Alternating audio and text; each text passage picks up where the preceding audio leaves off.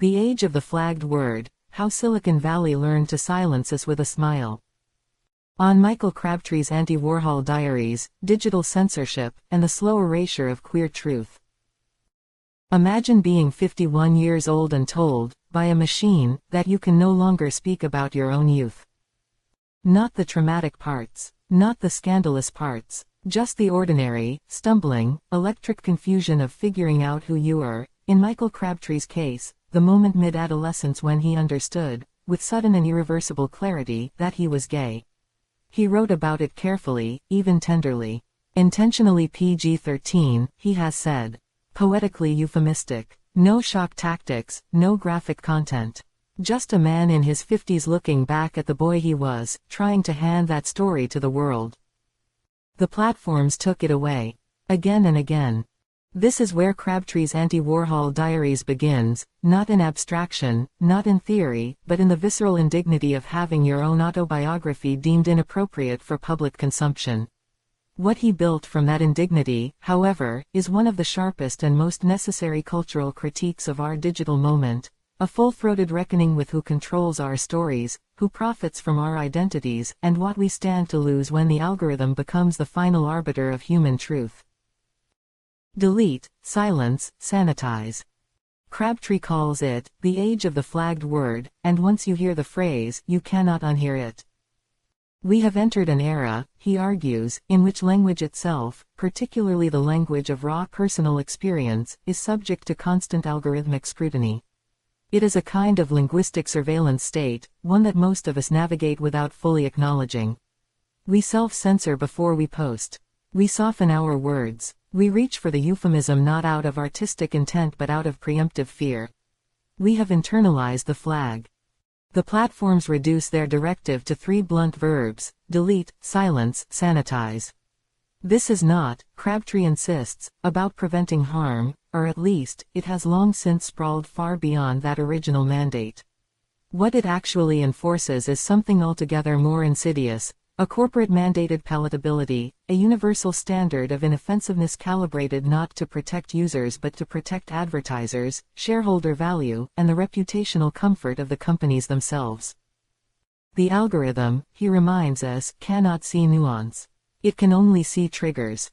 A poetically rendered account of adolescent sexual awakening, when passed through a system trained on keywords and probabilistic correlations, looks indistinguishable from content that is genuinely exploitative or harmful. The blunt instrument cannot tell the difference between an artist and a predator. So it treats both the same. And your truth becomes, in the machine's cold translation, too loud for our filters.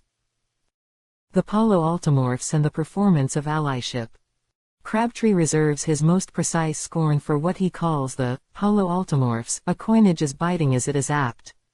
These are the liberal Silicon Valley elite, the executives who change their company logos to rainbows in June, who post carefully crafted statements about diversity and inclusion, who fund glossy campaigns celebrating queer visibility, and whose platforms simultaneously suppress the deeper, messier, more historically honest dimensions of queer life. They are, as Crabtree puts it, excellent at riding bikes but terrible at picking a side. This is the central paradox of what we might call rainbow capitalism's digital phase. The commodification of queer identity is nothing new. Corporations have been mining pride for marketing purposes for decades. But the digital platforms have introduced something more structurally damaging than mere exploitation. They have created a filtering mechanism that determines which kinds of queerness are acceptable and which are not.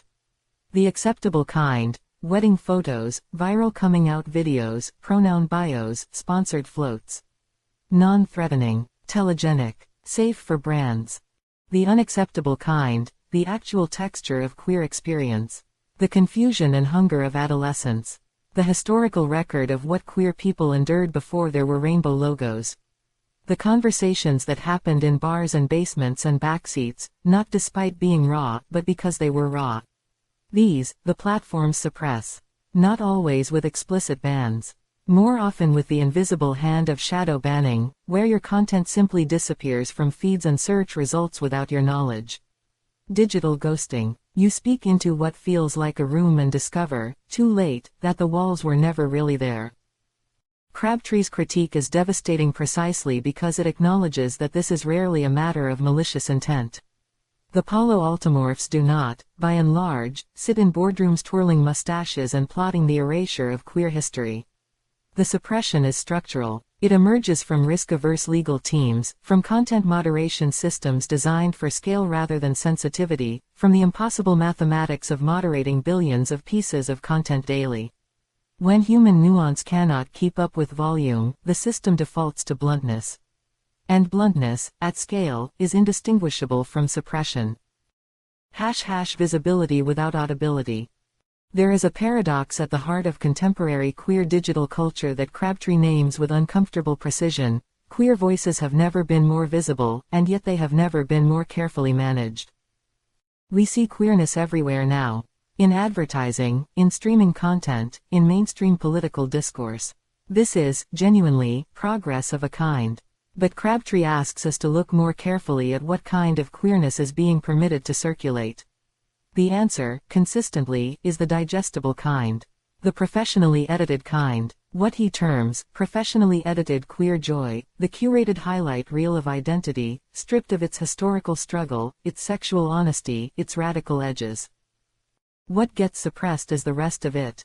The oral history, the survival narratives, the stories of people who lived queer lives before it was safe, before it was marketable, before there were algorithms to flag their experiences. Crabtree describes these stories with the phrase, the living quilt of queer becoming, and the image is exactly right. Queer identity has always been stitched together not from official records but from passed down testimony.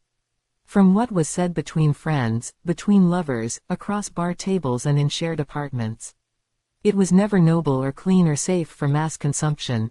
It was real. It was survival. It was history written in real time.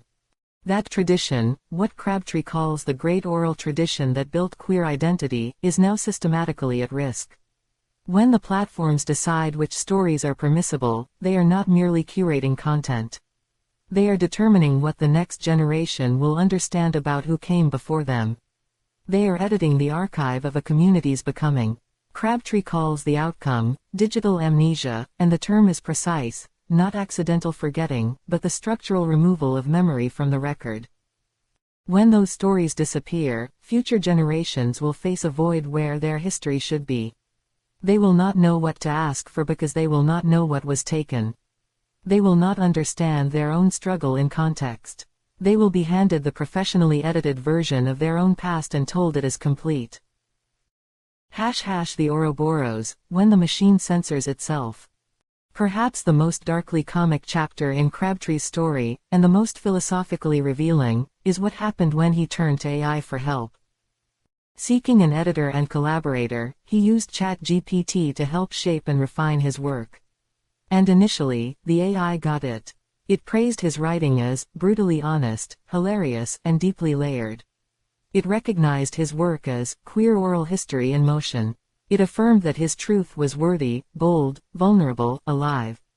It even suggested titles of spectacular irreverence that signaled real understanding of his voice and intent. And then the system flagged the AI's own output.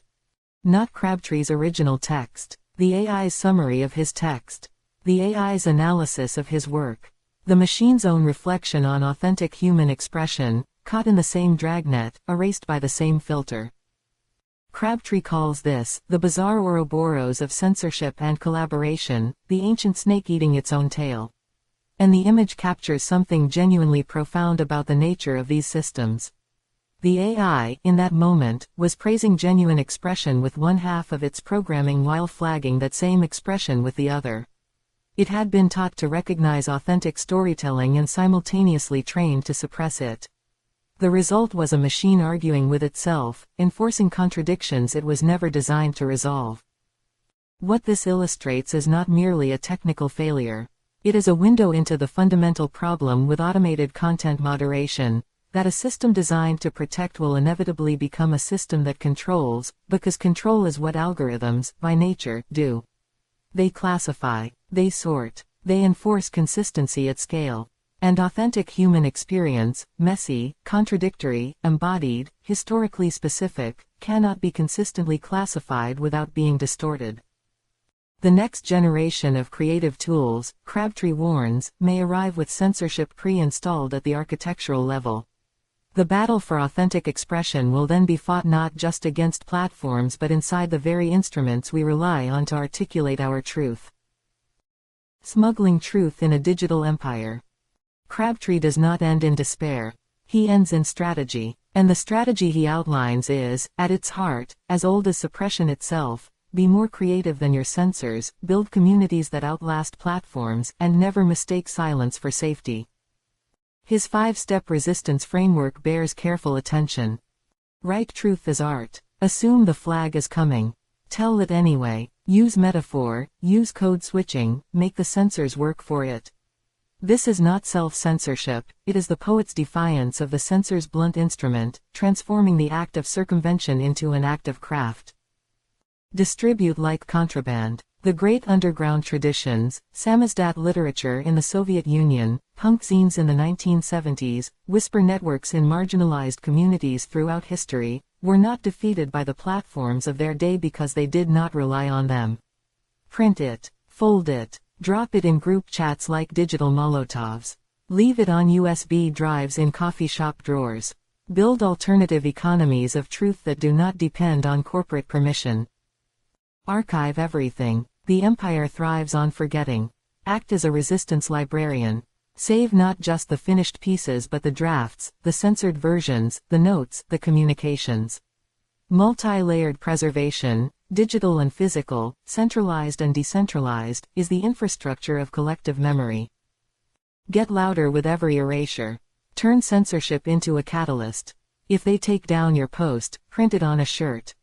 If they shadowban your memory, scream it into a microphone. The very act of suppression is evidence of the truth's power, use it as such.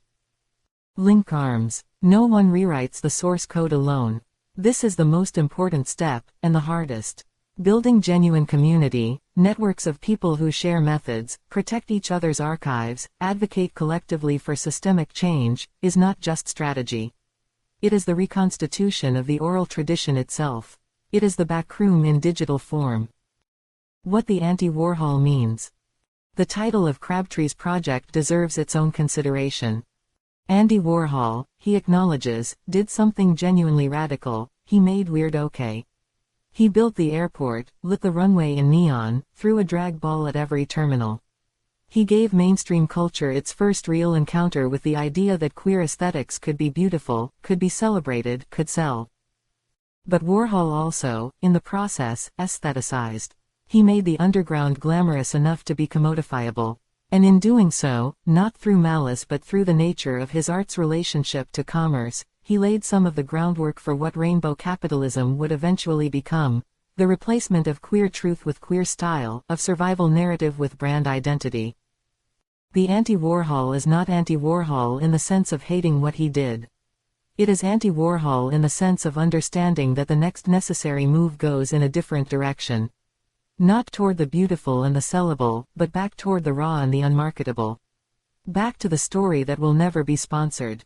Back to the memory that will never be safe for all audiences. It is a reclamation, not of the backrooms, those are largely gone, but of what happened in them. Of the fact that they existed. Of the truth that the people who sat in them were real, were complex, were not waiting to be professionally edited before their lives counted as history. The stakes. This is not, ultimately, a story about content moderation policy. Those debates matter, but they are means, not ends. This is a story about who controls the past. Whoever controls the archive controls the identity. Whoever determines which stories are permissible determines which communities can access their own history. Whoever enforces the distinction between professionally edited queer joy and everything else is making a decision, disguised as a technical one, laundered through the language of safety and community standards, about which human experiences have enough value to survive. Crabtree's answer to that system is not to wait for its reformation.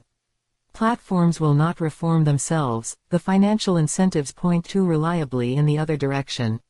His answer is to build in parallel. To treat authentic expression as an act of defiance, and defiance as an act of love, love for the community, love for the future, love for the people who have not yet been born who will need these stories to understand themselves. Every unedited truth that survives is a thread preserved in the living quilt. Every account of stumbling, confused, electric human becoming that is written down and passed on and archived and shared, regardless of whether the algorithm approves, is a small act of resistance against digital amnesia. Silence, Crabtree reminds us, was never our natural state. It was imposed on us. And the act of speaking anyway, of writing it anyway, of printing it and leaving it on a bathroom sink or burning it into a QR code or just saying it out loud to someone who needs to hear it, that act is not small. It is, in its way, everything. Based on Michael Crabtree's The Anti-Warhol Diaries series. **